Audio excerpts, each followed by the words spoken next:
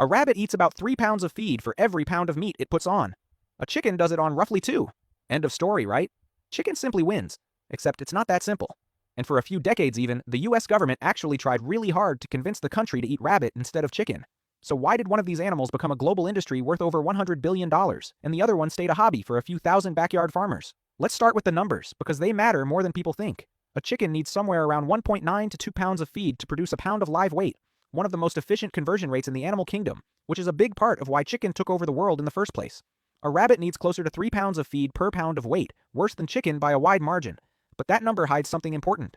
A rabbit can hit that ratio on grass, weeds, hay, and vegetable scraps, the kind of cheap roughage a chicken can't really properly live on.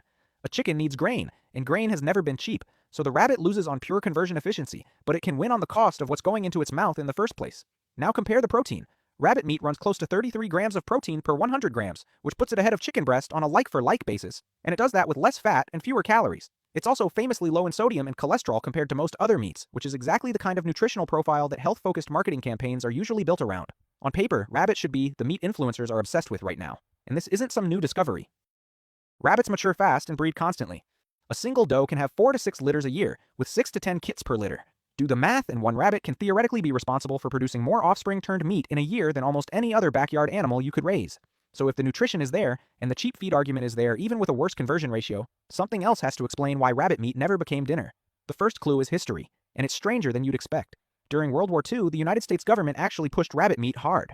Rationing had hit beef and pork, and the Department of Agriculture ran full campaigns encouraging families to raise rabbits in their backyards for food. Magazines ran rabbit recipes. Victory Gardens had a 4-legged counterpart quietly multiplying in backyard hutches across the country. For a few years, rabbit meat consumption in America actually climbed. Then the war ended, and something happened that no other meat industry has ever really had to deal with. Rabbits had a branding problem, not a taste problem, not a cost problem, a branding problem. Somewhere in the 1940s and 50s, the same decades chicken was industrializing into the meat we know today, rabbits were becoming the star of children's cartoons. Bugs Bunny, Thumper, the Velveteen Rabbit. An entire generation of American kids grew up associating rabbits with pets, companionship, and Easter baskets, not dinner plates. Try marketing a meat when your target customer's first memory of the animal is a cartoon character outsmarting a hunter every Saturday morning. Compare that to chicken, which never had a cultural mascot problem. Chickens were already livestock in the public imagination. Farm animals, not household names. There was no emotional hurdle to clear, but cultural squeamishness alone doesn't sink an entire industry. The real reason rabbit never scaled is far less romantic, and it comes down to infrastructure. In the exact years rabbit farming might have taken off, chicken farming was undergoing something historic. Companies like Tyson began building vertically integrated operations, meaning one company controlled the breeding, the feed, the processing, and the distribution, all under one roof. The USDA built out a massive inspection and grading system specifically for poultry.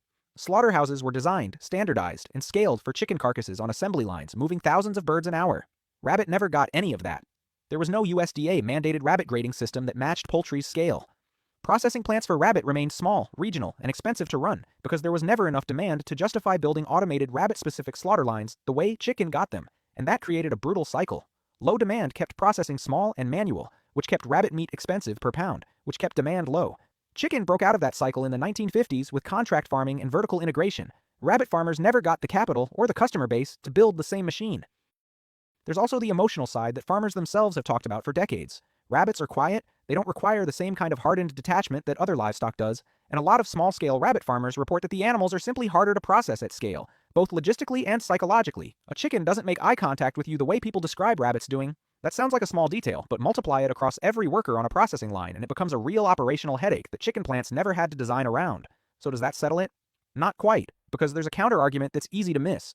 Chicken's dominance isn't actually about which animal is more efficient, it's about which animal was easier to standardize. Chickens lay eggs you can incubate in massive batches. Their growth cycle is remarkably uniform, which means processors can predict exactly how big a bird will be on exactly which day.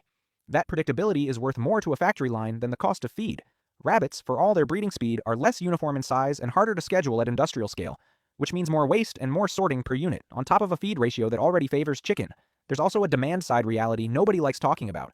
Meat industries don't grow because a product is objectively better. They grow because someone finds a way to make it cheap enough, consistent enough, and familiar enough that a customer buys it without thinking. Chicken hit all three.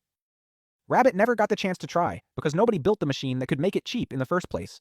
So where does that leave the actual question? Should you be eating rabbit instead of chicken? Nutritionally, there's a real case. Leaner protein, lower cholesterol, and a taste that most people who've actually tried it describe as somewhere between chicken and pork. On raw feed conversion, chicken still wins, no argument there. But rabbits can be raised almost entirely on forage and scraps that would otherwise go to waste, which is where the actual cost case comes from, not the conversion ratio itself. But the honest answer is that rabbit isn't replacing chicken anytime soon, and it's not really about the animal at all. It's about 70 years of infrastructure that chicken has and rabbit never got. Slaughterhouses built for birds by the thousands, grading systems built into national law, fast food chains that turned chicken into a $5 meal. None of that exists for rabbit.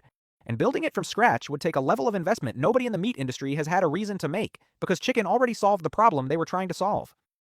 Maybe the more interesting question isn't why we don't eat more rabbit.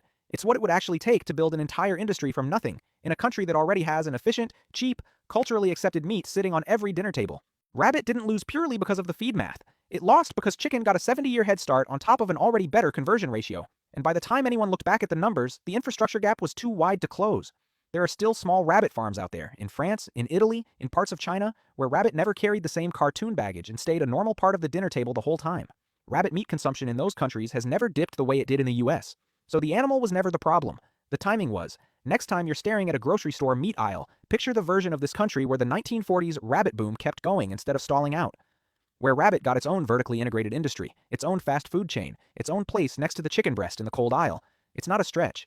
It just never got the 70 years chicken did. Lean, cheap to feed if you've got scraps in a backyard, and quietly worth a second look, even with the worst conversion number. Rabbit has almost everything chicken has, except the machines and the systems built around it. But if you get a good chance, maybe try rabbit meat. From what I've heard, it tastes just like chicken.